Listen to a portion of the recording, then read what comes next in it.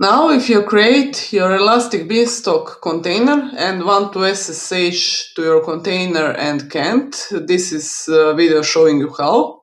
I'll create a test application. It doesn't matter which, it's a Node.js sample application. Now my application is started, and if I go here, I can see the landing page. And I want to see what's the IP address. Heading over to EC2 instances.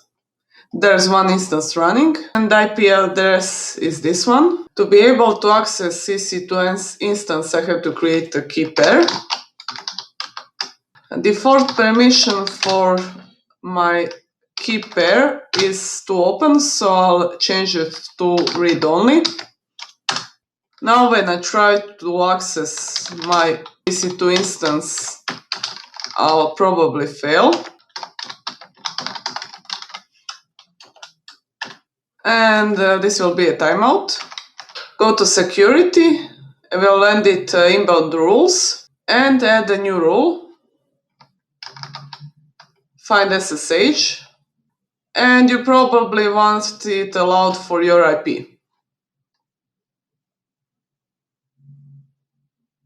Click on Save Rules. There's one more thing we need to change.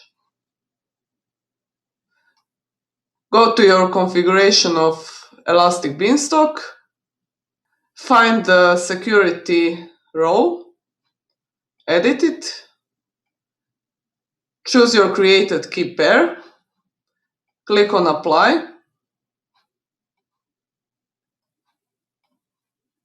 and wait for the Elastic Beanstalk to rebuild your instance. Now, when I try to connect again, sorry, probably IP changed since it was rebuilt. Okay, it's a new IP address.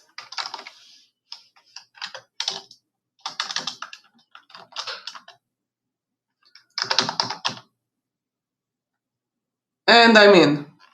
By the way, when you SSH to your Elastic Beanstalk instance, you would use an EC2 user. And from there you can move to sudo.